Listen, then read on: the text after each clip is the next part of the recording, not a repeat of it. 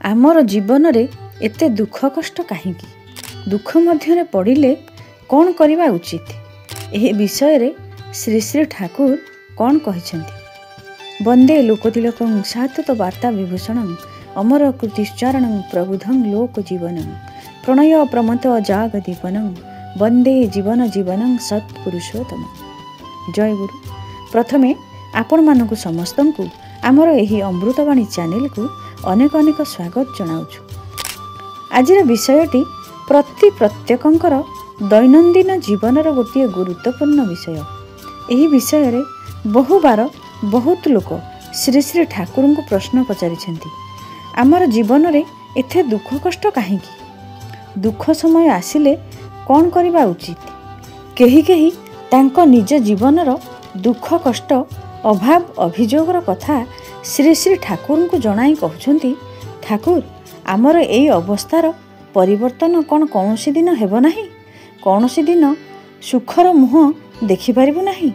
आमर जीवन रे आसुथिबा एते दुख कष्टर कारण कौन, एते दुख कष्ट पाई दायी किए। श्री श्री ठाकुर कहिथिबा केतोटी कथा आज आपण मानक सम्मुख रे तोली धरिबी।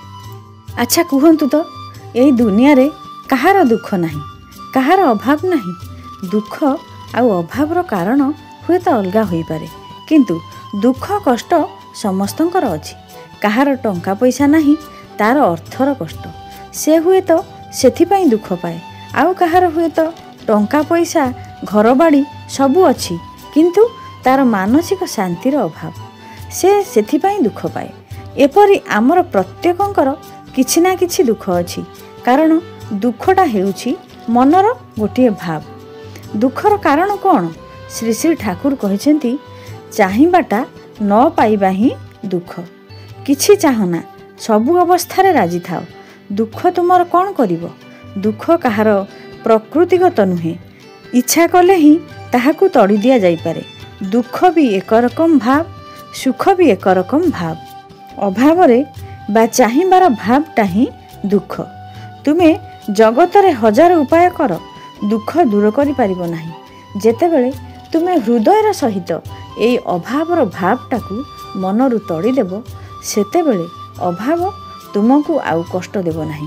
गोटे मजार कथा हैला, आम पाखरे गोटे गाड़ी अछि, किंतु आम बंधु पाखरे कि भाई पाखरे आम ठारू अधिक किछि अछि।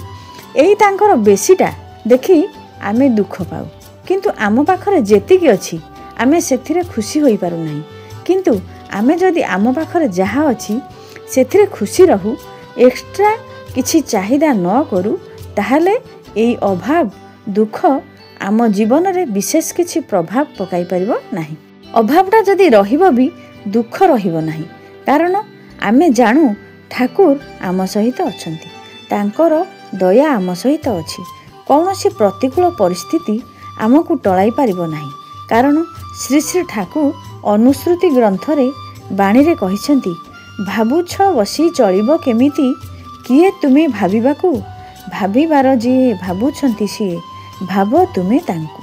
तेणु से आम सहित अछंती, आमे तांकू जेते जाबुड़ी धरिबा, जेते भलो पाइबा, जेते तांको देखाइबा पथरे चलिबा, सेते आमे तांकर दया आहुरी आहुरी बेसी करी आम जीवन रे अनुभव करि परिबा।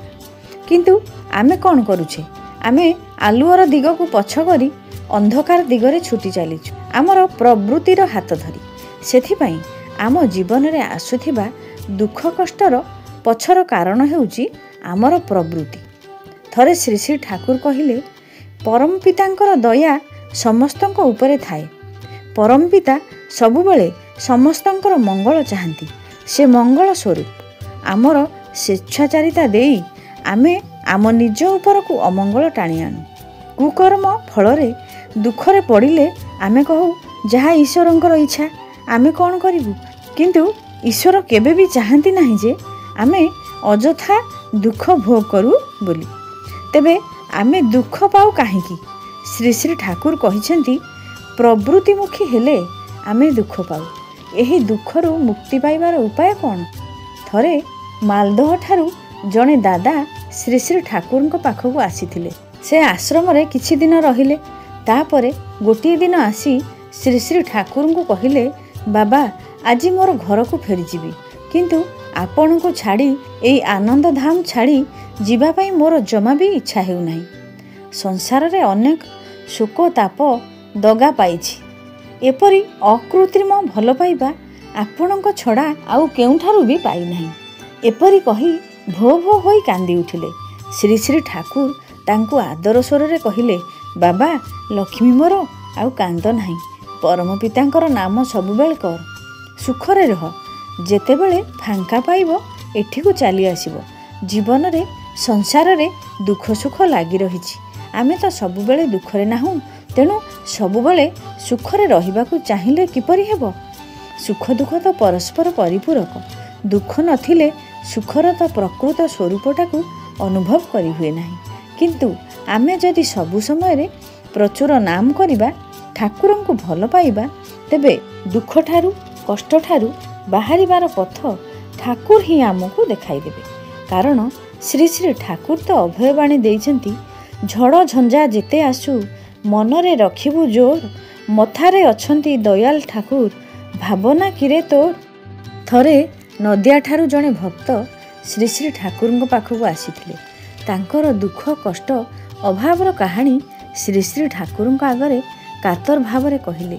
आउ श्री श्री ठाकुर को जिज्ञासा कले, ठाकुर मोर यही अवस्थार कौन केबे परिवर्तन हेब नाही, मु कौन केबे भी सुखर मुह देखिपारि नाही। सेतेबेले श्री श्री ठाकुर जोर गलारे कहिले, परिवर्तन करने को हेब, तोर हाथ में सबु किछि अछि, तोर आ भावना कौन, तू तो ठीक पथरे चली आसीछु, परम पितांकर नाम पाइछु, जजन जाजन इष्टभूति कर, तांकु भल पा, निजर कथा भूली जा, निजर दुख कथा भूली जा, तांकु पाइछु। एते बड़ सुख भितरे दुख कथा कौन किए मनरे भावे, सेई सुखर कथा लोकमानकु कह, लोकमानकु सुखी कर, सेवा दे, जहा द्वारा मनुष्यर उपकार हेबो, जहा पाइबु परम पितांकर दान बोली भावी खुशी रे ग्रहण करिने, परम पिता तोते भरपूर करिदेबे। आगकू आउ थरे तो ठारू दुख कष्टर कथा शुणिबाकू चाहेना, तू मने करिबु जे एई कथा कहिबारे अभ्यास अछि बोली कहूछि, व्यापारटा ताहा नुहे। मोट कथा हैला, जजन जाजन इष्टभूति जी आंतरिकतार सहित करे, मनुष्यर आपद विपदरे दुख कष्टरे जी साध्य मते साहाय्य करे, बाधा विघ्न को जी डरे नाही, जी सामान्य परिश्रमी, सी अभाव पीड़ित होई हाहाकार हेबो, एटा केबे भी होई परिबो नाही। श्री श्री ठाकुर कहिले, किछि दिन एई चलणी रे चलिले तार अवस्था फेरिबाकू बाध्य। मु भावे गोटिए खांटी सत्संगी जदि गोटिए ग्राम रे थाए, तेबे से तार ग्रामर गोटिए भी लोकों को दैन्यग्रस्त होई रहिबाकू देबो नाही। केते लोकों को दैन्यमुक्त करि पारिलु सेई खबर तोठारु शुणिबाकू चाहे। एई धंदारे जेतेबेले तू लागी रहिबु, सेतेबेले तोर संकीर्ण स्वार्थ कथा भूली जिबु। सुखर कथा कहूथिलु ना, एहा किंतु सुख बोली जदि एई मुहूर्त ठारू मने करिबु, तेबे तू सेई महासुखर अधिकारी होई पारिबु। कौन कहूछु, एक कथा तोर मन को पाउछि ना नहीं? दादाटी उत्तर देउछि, पारे न पारे कल्पना करबा को भलो लागे। श्री श्री ठाकुर सेतेबेले उत्तेजित कंठरे कहिले, जहा तू पारिबो नाही से कथा मु केतेबेले कुहे नाही। दादाटी कहउछंती, आपणकर दया हेले पारिबी ठाकुर। श्री श्री ठाकुर हसी हसी कहउछंती, एपरी थंगेई थंगेई होई कहउछु काहेकि, जोर गलारे कह। श्री श्री ठाकुर कहिले, गोटिए गोटिए बलद अछंती, इच्छा कले खूब द्रुत बेगरे लंगल टाणी नहीं पारंती, किंतु से करंती नाही, ढिला दिए। किसान जेतेबेले तार लांज को जोर रे मोड़ी दिए, से चेती उठे। तो परी अनेक लोक अछंती, सेमाने सबु पारिबे, किंतु इच्छा करंती नाही। श्री श्री ठाकुर कहिले, अवसाद रे सबु बेले रहिले तोर बंचिबार इच्छा पूरण हेबो नाही। आउ तुमे जदि सबु समय रे दुख चिंतारे भाराक्रांत होई रहिबो, आउ अन्य निकट रे सबु बेले निजर दुखर कथा कहिबो, ताहले लोके तुमको एड़े जिबाकू चाहिबे, तुमको सहानुभूति देखैबाकू चाहिबे नाही। तेणु निजर जेते दुख कष्ट थिले मध्य मनुष्य को सुखी करिया पई चेष्टा करिबा, त्वरित कर्मा होई साफल्य समृद्ध हेबा आउ करिबा। ସେଇ କରିବାର ଭିତର ଦେଇ ଲୋକେ ତୁମର ଆପଣାର ହୋଇ ଉଠିବେ। ପରମପିତା କେବେ ବି ଆମର ଅମଙ୍ଗଳ ଚାହାନ୍ତି ନାହିଁ। ତେଣୁ ଆମମାନଙ୍କୁ ସେ ଶକ୍ତି ଦେଇଛନ୍ତି, ଯାହାଦ୍ୱାରା ପ୍ରତ୍ୟେକଟି ଅମଙ୍ଗଳକୁ ମଙ୍ଗଳପ୍ରସୂ କରି ଆମେମାନେ ନିୟନ୍ତ୍ରିତ କରିପାରିବା। ତେବେ ଚାଲନ୍ତୁ ଆମେ ପ୍ରତ୍ୟେକ ଶ୍ରୀ ଶ୍ରୀ ଠାକୁରଙ୍କର ଏହି କଥାଗୁଡ଼ିକୁ ମାନି ଆମର ଜୀବନକୁ ସୁଖ ସାଫଲ୍ୟ ମଣ୍ଡିତ କରିବା। ଆଜିର ଆଲୋଚନାଟିକୁ ଏଇଠି ରଖୁଛି। ଶେଷରେ ସମସ୍ତଙ୍କର ପଞ୍ଚ ମହାବିଧ ଜୀବନର ମଙ୍ଗଳ କାମନା କରି ରହୁଛି। ଜୟ ଗୁରୁ।